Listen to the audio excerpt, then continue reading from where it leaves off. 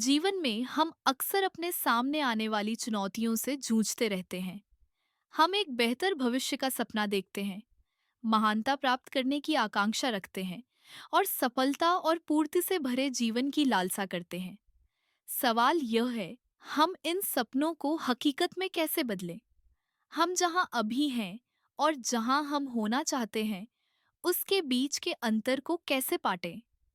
इसका उत्तर एक शक्तिशाली सिद्धांत में निहित है, जिसे धारणा का नियम, द लॉ ऑफ असम्पशन कहा जाता है। नेविल गोडार्ड द्वारा लोकप्रिय किए गए धारणा के नियम में कहा गया है कि हमारी धारणाएं हमारी वास्तविकता का निर्माण करती हैं। दूसरे शब्दों में, हम अपने बारे में और अपनी परिस्थितियों के बारे में जो सच मानते हैं, वही हमें अनुभव होने वाले परिणामों को आकार देता है। यह हमारे जीवन की दिशा को आकार देने में हमारे विचारों, विश्वासों और अपेक्षाओं की शक्ति पर जोर देता है। विश्वास वह नींव है जिस पर धारणा का नियम संचालित होता है। हेनरी फोर्ड ने एक बार कहा था, चाहे आप सोचते हैं कि आप कर सकते हैं या आप सोचते हैं कि आप नहीं कर सकते, आप सही हैं। हमारे विश्वास यह निर्धारित करते हैं कि हम क्या हासिल कर सकते हैं। यदि हम अपनी क्षमताओं में विश्वास करते हैं, तो हम अनंत संभावनाओं के लिए खुद को खोलते हैं। दूसरी ओर, यदि हम खुद पर संदेह करते हैं, तो हम अपनी क्षमता को सीमित करते हैं और अपनी प्रगति में बाधा डालते हैं। धारणा के नियम की शक्ति का उपयोग करने के लिए हमें अपने दृष्टिकोण को बदलने के लिए तैयार रहना चाहिए। इसमें हमारे विचारों को फिर से परिभाषित करने और सशक्त बनाने वाले विश्वासों को अपनाने का एक सचेत प्रयास शामिल है, जो हमारी आकांक्षाओं के साथ संरेखित होते हैं। जैसा कि वेन डायर ने कहा, जिस तरह से आप चीजों को देखते हैं उसे बदल दें, और जिन चीजों को आप देखते हैं वे बदल जाएंगी। अपने दृष्टिकोण को बदलने का एक शक्तिशाली तरीका प्रचुरता और संभावनाओं की मानसिकता विकसित करना है। सीमाओं और कमी पर ध्यान केंद्रित करने के बजाय हम हर स्थिति में अवसरों और प्रचुरता को देखना चुन सकते हैं।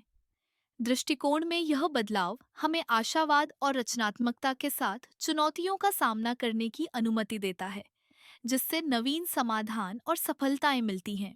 धारणा के नियम की अवधारणा को समझना सिर्फ पहला कदम है। अपने सपनों को वास्तव में साकार करने के लिए हमें इसे अपने दैनिक जीवन में लागू करना चाहिए। इसकी शक्ति का उपयोग करने में आपकी सहायता करने के लिए यहाँ कुछ व्यावहारिक कदम दिए गए हैं। चरण 1, अपने सपनों को साकार करने के लिए आपको सबसे पहले यह पहचानना होगा कि आप वास्तव में क्या चाहते हैं। अपने लक्ष्यों और आकांक्षाओं पर विचार करने के लिए समय निकालें। आप क्या हासिल करना चाहते हैं? आप कैसा महसूस करना चाहते हैं? विशिष्ट रहें और वांछित परिणाम की स्पष्ट रूप से कल्पना करें। जैसा कि नेपोलियन हिल ने एक बार कहा था, इच्छा सभी उपलब्धि का प्रारंभिक बिंदु है। अपनी इच्छाओं को लिखें और एक विजन बोर्ड या आप जो साकार करना चाहते हैं, उसका एक दृश्य प्रतिनिधित्व बनाएं। यह प्रक्रिया आपको अपनी इच्छाओं को आंतरिक बनाने और मजबूत करने में मदद करती है, जिससे आपका अवचेतन मन आपके सचेत इरादों के साथ संरेखित हो पाता है। चरण 2, एक बार जब आप अपनी इच्छाओं को स्पष्ट कर लेते हैं, तो अपनी आंखें बंद करें और अपने आप को उस जीवन को जीते हुए एक मानसिक छवि बनाएं जिसकी आप इच्छा रखते हैं। अनुभव को यथासंभव वास्तविक बनाने के लिए अपनी सभी इंद्रियों को संलग्न करें। जीवंत रंगों को देखें, सफलता की आवाजें सुनें, उपलब्धि की भावनाओं को महसूस करें और खुद को अनुभव में डुबो दें। विजुअलाइजेशन दो उद्देश्यों को पूरा करता है। यह आपकी इच्छाओं को स्पष्ट करता है और आप जो साकार करना चाहते हैं उसकी एक विस्तृत तस्वीर बनाता है। यह आपको अपनी वांछित वास्तविकता से जुड़ी भावनाओं और विश्वासों को विकसित करने में मदद करता है। जब आप अपनी सफलता की स्पष्ट रूप से कल्पना करते हैं, तो आपका अवचेतन मन इसे वास्तविक मानता है और आपके विचारों, विश्वासों और कार्यों को उस वास्तविकता के साथ संरेखित करना शुरू कर देता है। चरण 3, प्रतिज्ञाएं शक्तिशाली उपकरण हैं जो आपके विचारों और विश्वासों को आपकी इच्छाओं के साथ संरेखित करते हैं। उदाहरण के लिए, यदि आपका लक्ष्य एक सफल व्यवसाय शुरू करना है, तो आप प्रतिज्ञा कर सकते हैं, मैं एक सफल उद्यमी हूँ। मैं हर दिन अपने जीवन में अवसरों और प्रचुरता को आकर्षित करता हूँ। मेरा व्यवसाय बढ़ता और फलता फूलता है।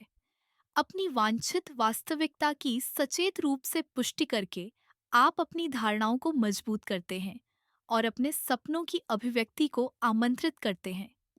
जैसा कि लुईस हे ने कहा, हम जो भी सोचते हैं वह हमारे भविष्य का निर्माण कर रहा है। चरण 4, अपनी वर्तमान वास्तविकता और अपने वांछित परिणाम के बीच के अंतर को पाटने के लिए ऐसे कार्य करें जैसे कि आपके सपने पहले ही सच हो चुके हैं।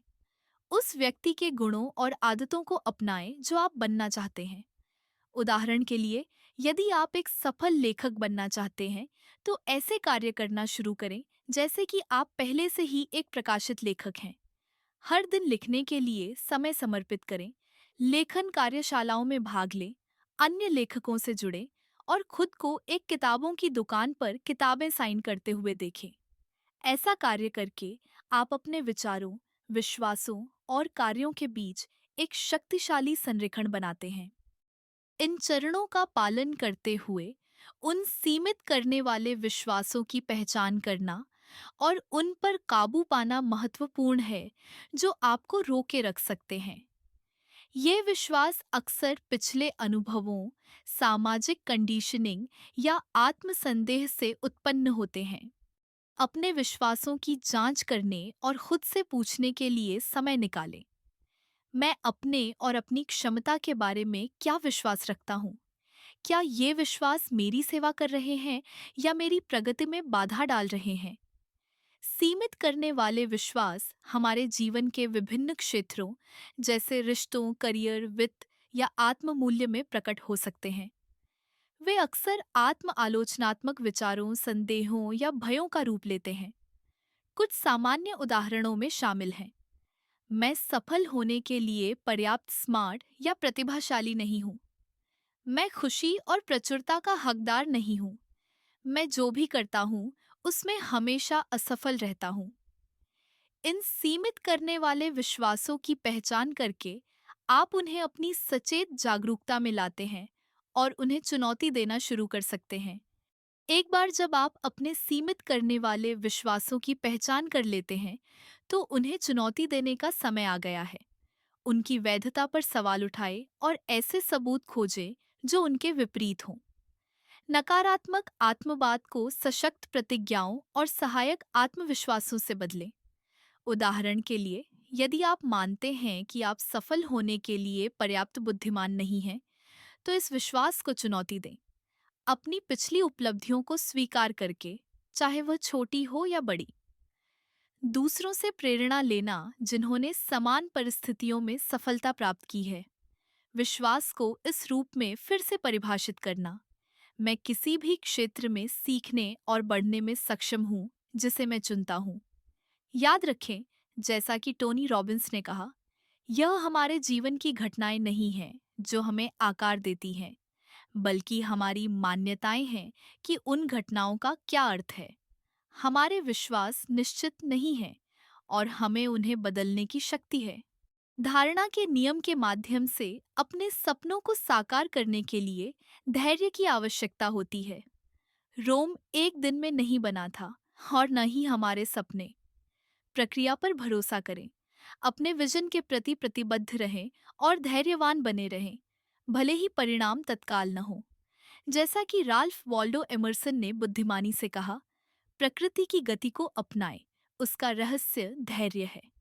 धारणा के नियम को पूरी तरह से अपनाने के लिए एक उच्च शक्ति या ब्रह्मांड में विश्वास करना आवश्यक है। विश्वास करें कि ब्रह्मांड आपके पक्ष में काम कर रहा है, जो आपको आपके सपनों की ओर निर्देशित कर रहा है। हर पहलू को नियंत्रित करने की आवश्यकता को छोड़ दें और जीवन के प्रवाह के प्रति समर्पण करें। जैसा कि लाओ त्से ने कहा, प्रकृति जल्दी नहीं करती, फिर भी सब कुछ पूरा हो जाता है। आपकी नियति आपके हाथों में है और संभावनाएं असीमित हैं। अगर आपको आज का वीडियो पसंद आया हो तो हमें बताएं कि आप आज धारणा के नियम के साथ कौन से सपनों को साकार करना शुरू करेंगे।